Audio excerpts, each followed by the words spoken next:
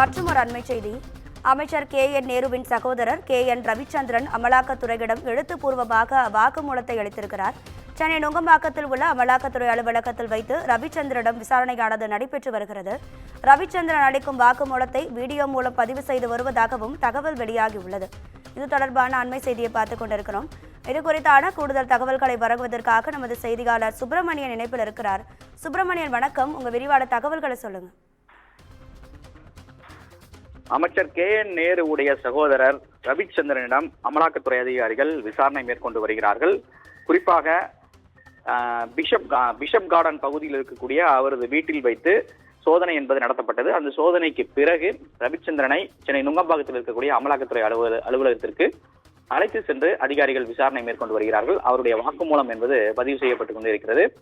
Video மூலமாக வாக்குமூலம் பெறப்படுவதாக தகவல்கள் வெளியாகி இருக்கிறது. அது மட்டுமல்லாமல் அவரிடம் கேட்கப்படும் கேள்விகள் எழுத்துப்பூர்வமாக பெறப்பட்டு வருவதாகவும் தகவல்கள் வெளியாகி இருக்கிறது.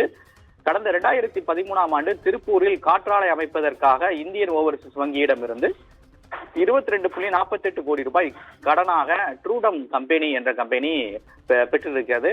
அந்த கடனுக்கான உத்தரவாத கையெழுத்தை தான் ரவிச்சந்திரனும் அவர் நடத்தி வரக்கூடிய TVH கட்டுமான நிறுவனமும் கையெழுத்திட்டு இருக்கிறது.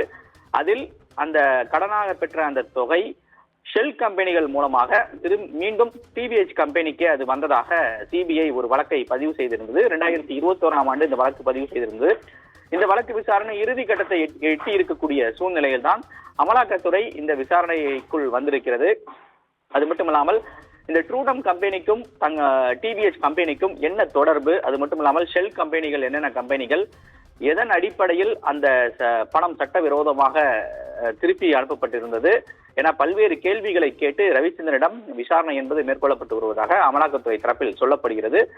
12 ஆண்டுகளுக்கு முன்பு நடந்த இந்த மோசடி வழக்கை தற்போது அமலாக்கத்துறை கையில் எடுத்து தீவிரப்படுத்தி இருப்பது ஒரு முக்கியத்துவம் வாய்ந்த நகர்வாக பார்க்கப்படுகிறது. உங்க தகவல்களுக்கு நன்றி சுப்பிரமணியன்.